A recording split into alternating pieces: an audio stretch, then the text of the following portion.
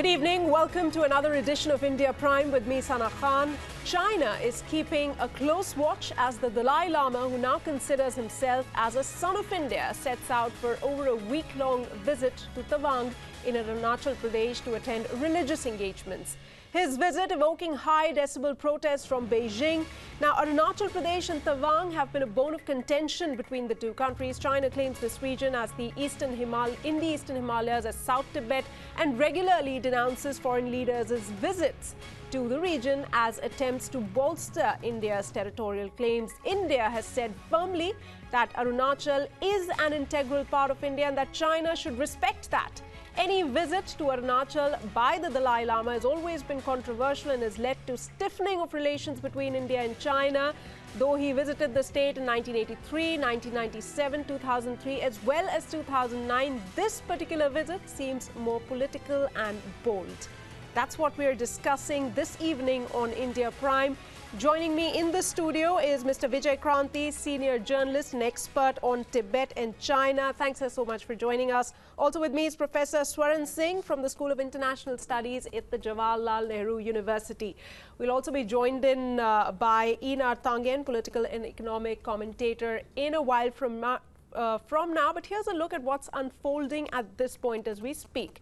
India has officially rejected Chinese criticism of the Dalai Lama's visit to Arunachal. A statement issued by the Ministry of External Affairs in India has said that the Tibetan spiritual leader has visited the state 6 times earlier as well, and there's no reason that China should criticize this visit. Now, here's the official statement, and I quote, "The government urges that no artificial controversy should be created around the Dalai Lama's present visit to Arunachal Pradesh. The Dalai Lama is a revered religious leader. No additional color should be ascribed to his religious and spiritual activities and visits to various states of India," unquote. He is not there with any political motive. So, unnecessary issues should not be racked up due to the visit of His Holiness Dalai Lama to the state of Arunachal Pradesh. We don't intend to have any kind of damage in the relationship between India and China.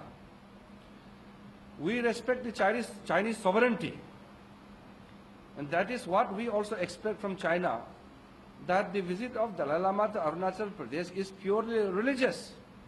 It is not political in nature. So there should be no extra reading to this visit. And I hope that the relationship between India and China, which is very friendly, should not bear any kind of adverse impact due to this visit. So the Dalai Lama has reached Bomdila in Arunachal Pradesh. That's the latest. Reports say his visit to Tawang has been put off for 2 days now. This due to bad weather. His visit to the state coming 8 years after his previous visit. Now, Lobsang Sangye, who's the Prime Minister of the Tibetan government in exile, he spoke to WION earlier on Arunachal Pradesh and India's ties with China as far as this region is concerned. Let's play out some excerpts from that interview. Yeah, they make that kind of, noise, and they have this kind of grand strategy and trying to get something. But Arunachal Pradesh or Tawang is a settled issue, as per the similar agreement in 1914, which was signed between Tibet, government of Tibet, and British India at that time. So on the sideline, they also had demarcated a border, and it's called McMahon Line. And at that time, China did not object on the border between India and Tibet. Their objection was more a borderline between Tibet and China. So even that historical documents clearly show that Tawang or Arunachal Pradesh was not an issue for the Chinese government. In some sense, we have been saying that if you want to understand China, you must understand Tibet or Tibet narrative or Tibet story. Once you understand what happened to Tibet, you will truly understand China. So when Tibet was occupied, we said, we are occupied, help us, all the neighboring countries.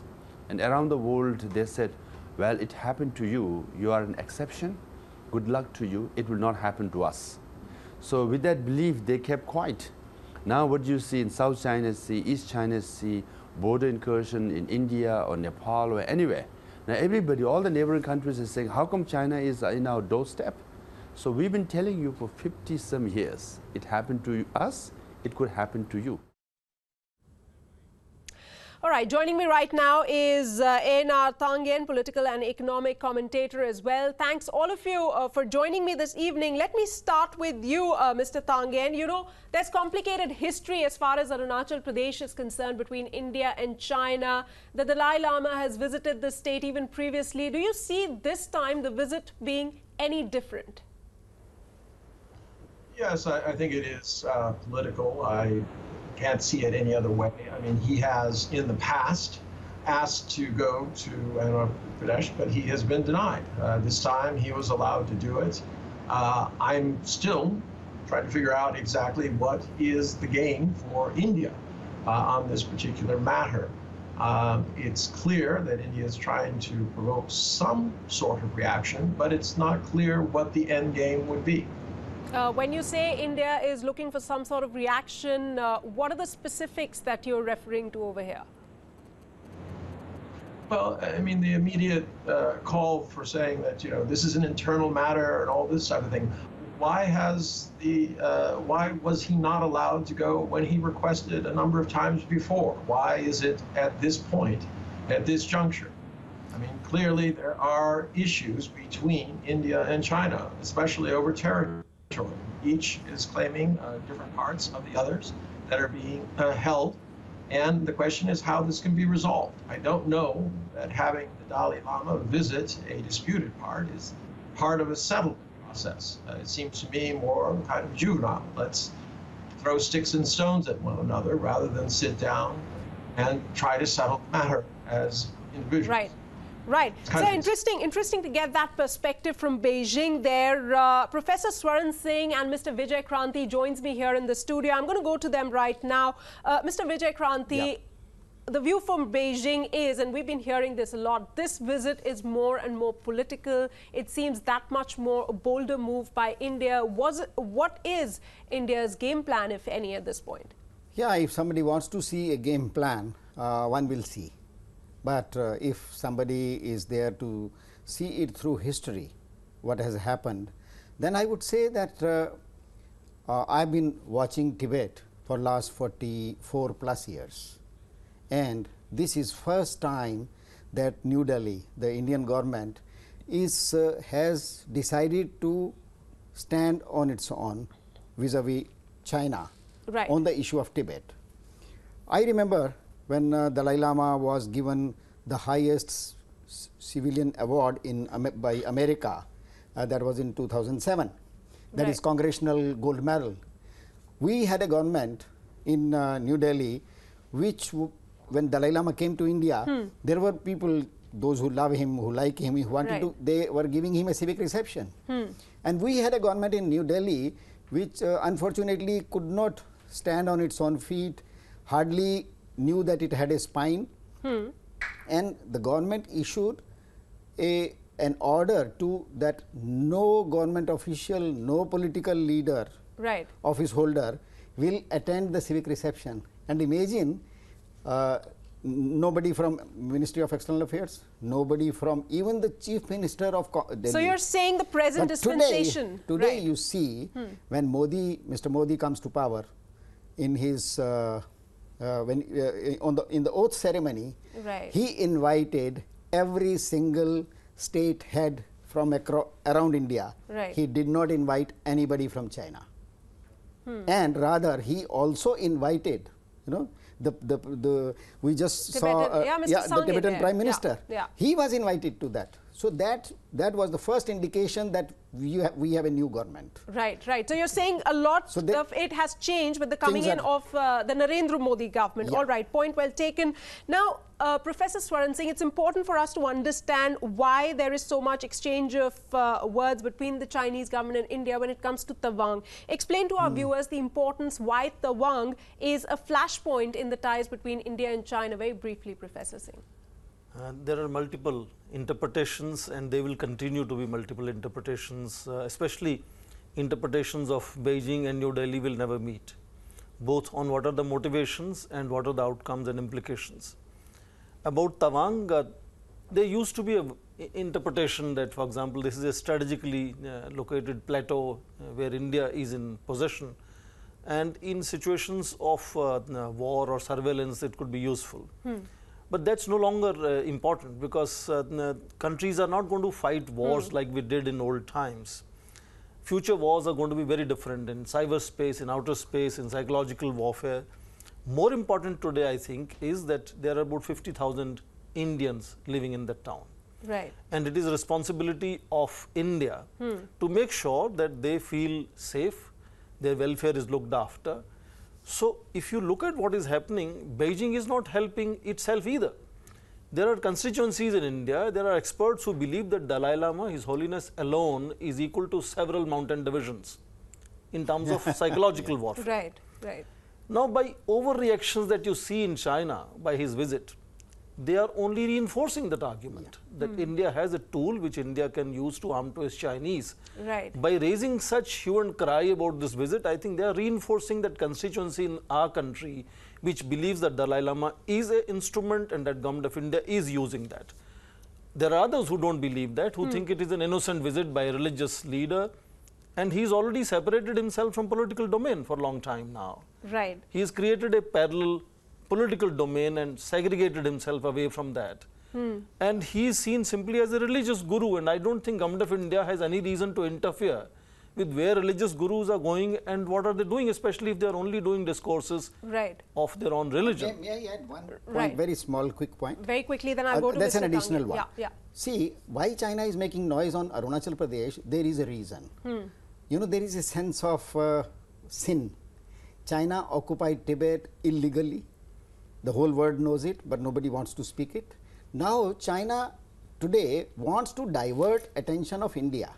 Rather than India challenging China's occupation of Tibet, China wants to divert the issue. So, rather than keeping Tibet as an issue, now it is going declaring that Arunachal Pradesh is South Tibet, so it belongs to us. Right. Indian government should. Let's see what the view in Beijing is on that. Mr. Tawang, what do you have to say about what the experts sitting in the studio here are saying to that? Any response? Well, I'm afraid I'd have to disagree with them on a number of points. I still have not heard exactly what the end game plan is. I've heard this historical analysis that says, you know, we're growing a spine. I just don't know where that spine is taking you. What exactly does India want? I think a lot of this was kicked off by the very, not surprising, but the announcement by Beijing a few months ago that they wanted to do a land swap.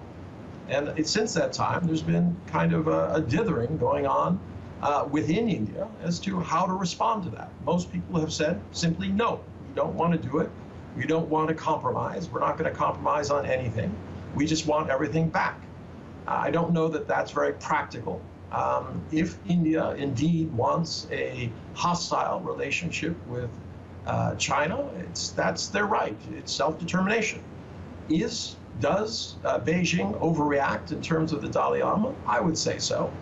But if in fact India is using the Dalai Lama, and they, as I said before, they have refused him on a number of occasions to go to this area. But sir, I get your point. I get your point. What you're the point that you're trying to make. But maybe India right now is not using the Dalai Lama. Let's just assume that what India is saying, they're saying that he is free to go wherever he wants, you know, roam about freely. And if he chooses to go to Arunachal Pradesh, so be it. Let's talk about specifics. Do you think that reports that say that one of India's minister, Mr. Kiran Rijiju, is going to personally escort the Dalai Lama when he is in Tawang? Do you see moves like these as what China is really irked about, something that makes it very, very political rather than it just being a simply religious visit?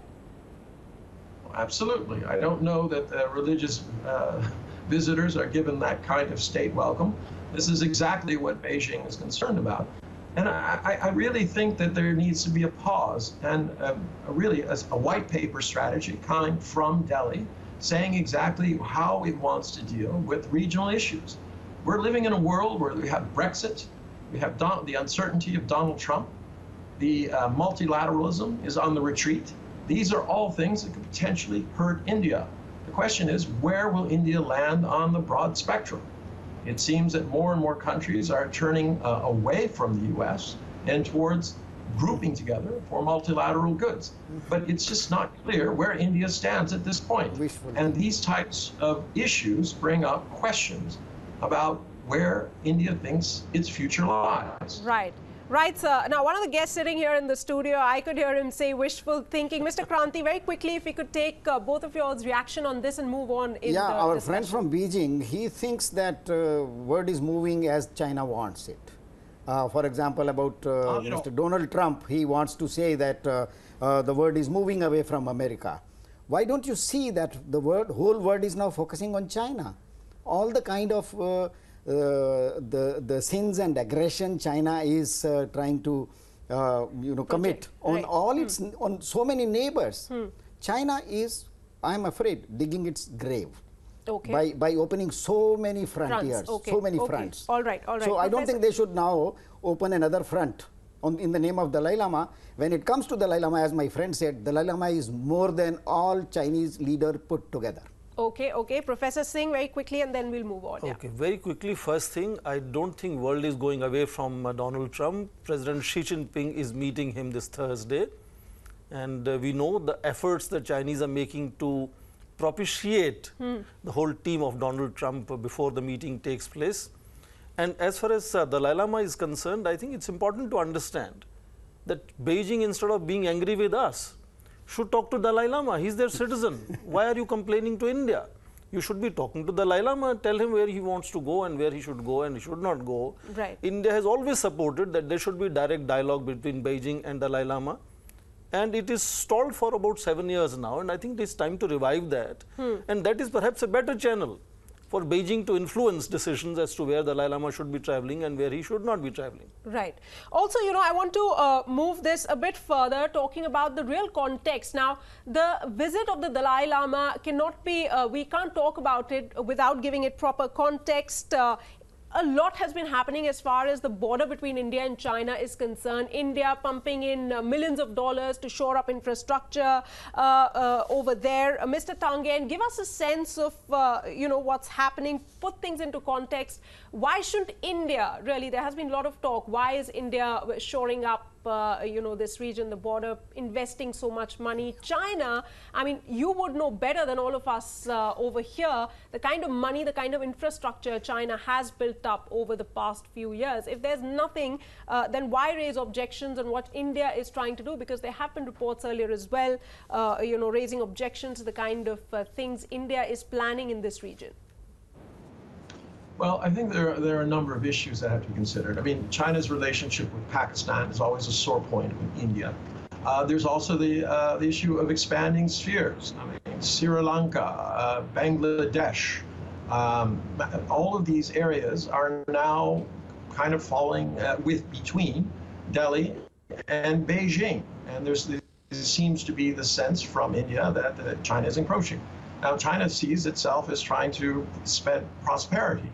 Right? All countries see that. So the real issue here is you have two interests which are colliding. The question is, what does each side want to get out of it? And is there a way in which there can be a win-win situation? Or are we kind of stuck in this negative triangle where people cite history, or they talk fallaciously about people moving about or talking to somebody? We all know what the issues are. Hiding behind a bunch of words or pretending that these things are political is pointless. Let's just get to the issue. There was no response to your question about why a government minister is accompanying him if he's simply a religious man. Okay, well, we'll all know where things are headed. The BRICS summit is coming up in September, where Prime Minister Modi will also be present. So perhaps the real sense of the mood that is prevalent in Beijing and New Delhi can be ascertained over there. Let me put this question to both of you. While India has not taken on China directly, it seemed to be making a quiet sort of an assertion. Would you agree, by making it clear that Chinese are not welcome, overtures in Arunachal Pradesh are not welcome. Now, how do you see China's stance from here on? Do you think, both of you, that the recent developments are going to further sour ties between India and China? You know, India had India had another responsibility which it has been shying since 1951, rather 1949. In 1949, China occupied Eastern Turkestan, which was a free country, independent country, and they named it Xinjiang. Then in 1951, they occupied Tibet. And today, these two countries, Tibet and Eastern Turkestan, they make more than half of the land mass and resources of China, rather 2/3 of resources and more than half of land mass of China. So China wants to, number one, its own expansionist, imperialist policies, it wants to continue with that. So to hide, as I use the term, to hide that guilt conscience, it is rather than, and to shift the focus of discussion, discourse, it is creating new issues. So Arunachal Pradesh is an artificial issue which China has created, so that India rather than, or the world rather than telling China to vacate their aggression and colonialism from Tibet and Eastern Turkestan, we should be confused about Arunachal Pradesh or Aksai Chin. So this is what the new Indian government is suddenly realizing, that India has to follow the right policy on Tibet. And not suddenly, you can say since the new government. Since the new government, there is a more awareness. There is better awareness. I think definitely the new government is far more conscious of India's cultural religious moorings, and it definitely has an influence on how foreign policy is both conceived and how it is operationalized. But are we really pushing relations to negative? I don't think so. Already for about 1.5 years, if you know, Chinese have been really reluctant to support India's case, either in case of membership to NSG or putting Azhar Masood's name in the sanctions list. So there is already negativity in the relationship. And given the fact that India's secularism is distinct from the European secularism, which believes not only keeping separation of state and religion, but actually supporting and protecting religious minorities, and in that sense India has been consciously working to evolve, and I call India a museum of Tibetan history today. So in that sense, India has been supporting sustenance of culture and religion of Tibetans in India. India has been keeping this at least 100,000 plus, actually numbers are much more, the Chinese citizens on our soil. And I think we have been really generous in this case, rather than being accused of, trying to push the relationship to the negative. So Chinese perhaps need to understand the positive side as well, where India has been really indulgent with what are Chinese citizens on our soil. And I think it is time that they should start negotiations with these people. Mr. Einar Tangen, give us a sense of, what's going to happen next. We know of the warnings from China to India, about 3 just before the Dalai Lama's visit over the past few weeks. But what sort of an impact do you see on the Dalai Lama's visit and developments thereon having on the ties between India and China? Previously we've seen tensions along the border, Chinese incursions taking place, or China perhaps taking a more a stance supporting Pakistan. What do you see happening in the days to come? Perhaps, let's say, if things go as they are going, the leader visits Tawang and China gets more angry. What's the kind of impact that one can expect? Well, I think there'll be a cold shoulder on a number of issues related to trade. Unfortunately, I mean, there's not a tremendous amount of trade, and what there is actually inbound trade coming into India, less expensive services than can be purchased from the EU or the United States. I don't know that China is looking to punish India for anything. They're just very upset that somebody wants to get involved in their internal politics by supporting separatists, as your guest is obviously doing. He's both raising the issue of Tibet and Xinjiang. I don't know what India has to do with Xinjiang. It's, as I recall, and I think he'll agree, it is an issue of Muslim separatists, very small minority, who are pushing this. And I don't know that India is in a position where it's supporting radical Islamic separatists. So I find it quite odd that he's citing these types of examples. I think if there's going to be a constructive way of handling this, You have to kind of put aside these kind of petty ideas and stop looking at history and start looking to the future. What does India want? Where is India going? All Laughing right. will get you all only right. so far.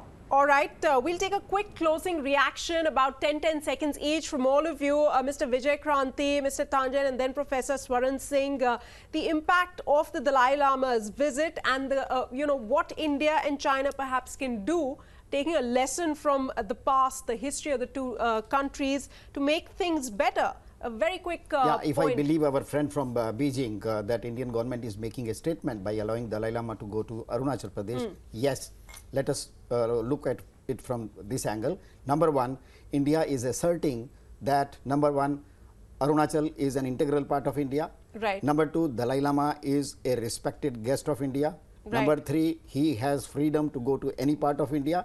And third is, now I think the next step for India is to tell the world how much we respect Dalai Lama is to give him Bharat Ratna. Right. To honor him with Bharat Ratna, which is the highest civil Mr. award. Tangian, very quickly, 10 seconds, very quickly. We're concluding after First, this. I'll learn to count. 4 is not 3. In any event, one word. It's just causing confusion. There's no clear direction in what's going on. I hope that cooler heads will prevail. All right, Professor Swaran Singh. I think it is important to understand acrimonious responses are not going to help anybody. Right. These are Chinese citizens. It is their responsibility. I think it is opportune time now that His Holiness is already 81 years old and he may not be with us forever. Right. And once he's no more with us, it's going to be far more difficult for India, but much more difficult for Chinese, because if you see the government that Sangye is leading today, has large number of what is known as Tibetan Youth Congress members in it, and their orientation attitude is very different. Future is difficult for China. Time is running out. Acrimonious attitude will not help. Perhaps now is the time, when the government too seems to be ready to listen to China. Will China also come to the table? A lot obviously also depends on how things move on from here. Immediately in September, where the BRICS summit, where perhaps Xi Jinping will come face to face with the Indian Prime Minister after the Dalai Lama's visit, perhaps for the very first time. We're going to end this discussion right here. Mr. Vijay Kranti, A.N.R. Tangian and Professor Swaran Singh, thank you all for taking our time and joining me on the show on India Prime. Time for a short break. More news and updates follow in just a bit.